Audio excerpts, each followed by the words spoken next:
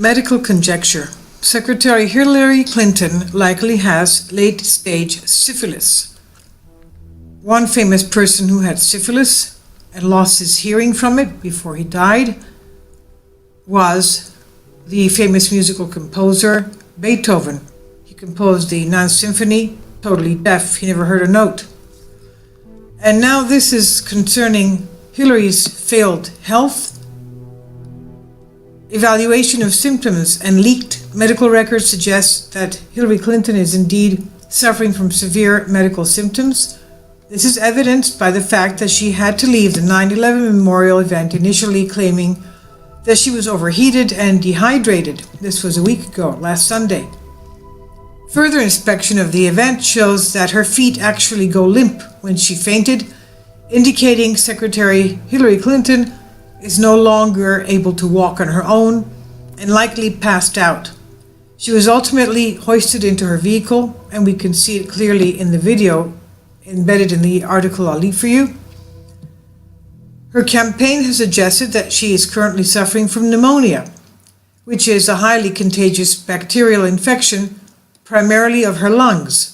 This could easily explain her coughing fits and general poor health, but it fails to address many of the strange neurological behaviors that have been spotted recently, as well as other symptoms. It also doesn't explain why she's willing to take a photo op with a child with a highly contagious infection, pneumonia. A doctor on site with Secretary Hillary Clinton appears to walk through motor skills tests associated with standard procedure while attempting to diagnose neurological disorders on 9/11. Apparently something was going on with her health, her failing health. Additionally, it appears that Hillary Clinton is wearing anti-seizure blue lenses. These glasses are allegedly Zeiss Z1 blue lens she wore on 9/11 and are used to treat photosensitive epilepsy and seizures.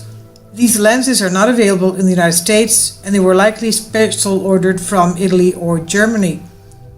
Despite allegations by CNN that labels anyone that looks for medical issues is the new birther, some things appear worth investigating. It seems relevant to look into as many places for information as possible.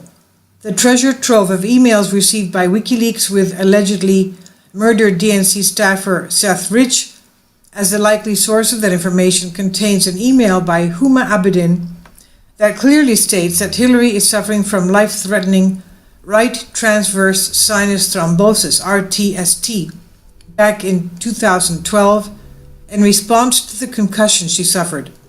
The diagnosis of sinus thrombosis led to chronic anticoagulation therapy. The original fall was publicly attributed to gastroenteritis, aka stomach flu. Now, what are the complications of cerebral venous sinus thrombosis?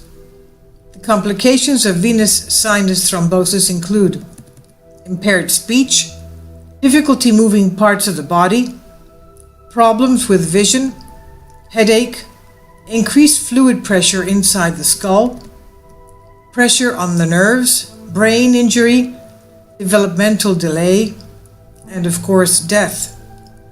There is a medical doctor who started anonymously, but then shared his face and story that in his medical opinion that was an observer without medical records and not her primary doctor, that she's likely suffering from Parkinson's. Primary evidence includes Huma Abedin stating she is often confused. Hillary Rodham Clinton, HRC, demonstrates classic Parkinson's disease hand posturing. HRC demonstrates bizarre head bobbing. HRC demonstrates bizarre wide-eyed and open-mouthed stare during the balloon drop.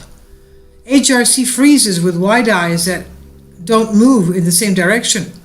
HRC freezes when protesters interrupt her campaign speech and needs to be talked down by her handlers to continue. The symptoms of Parkinson's can also occur in patients suffering from meningitis. One cause of meningitis is syphilitic aseptic meningitis, aka syphilis. This diagnosis can match just about every symptom exhibited by Secretary Hillary Clinton, that isn't explained simply by individual diagnosis of Parkinson's, pneumonia, dementia, or dehydration. Common early stage symptoms include the flu or stomach flu. Later stage symptoms, taking 3 years or more to ramp up, include tongue lesions, coughing, fainting, seizures, dementia, brief personality changes, incontinence, and even other symptoms. In other words, a full diagnosis that can account for the strange tongue lesions, Parkinson's-like behavior, nearly constant mucus and coughing, suggestion she wears pantsuits to cover a catheter, and decades of rumors of sexual proclivity outpacing Bill Clinton would be late-stage or tertiary syphilis that has spread throughout her entire body. And we can read concerning meningeal syphilis. There's a link here in the article. General symptoms of meningeal syphilis include: symptoms of meningitis can occur at any time after the infection.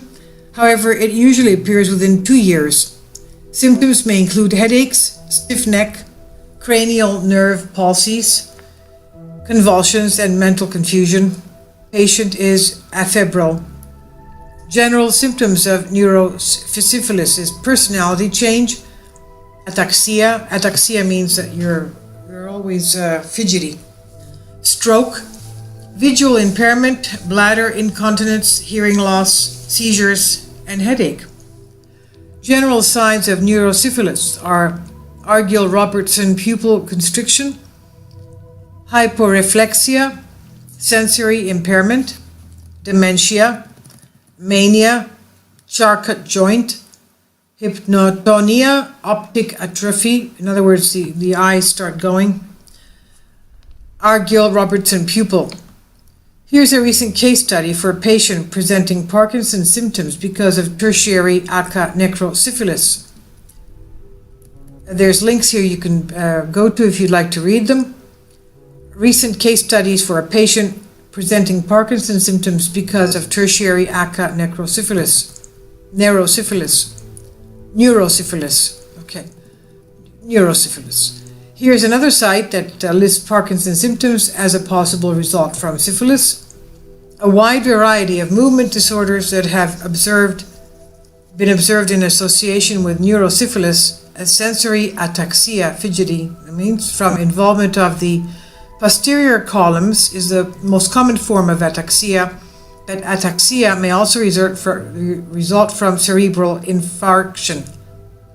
Parkinsonism has been presumed to be the consequence of syphilitic involvement of the midbrain and may associate with Argyll-Robertson pupils, the eyes, in other words, frontal release signs and psychiatric symptoms.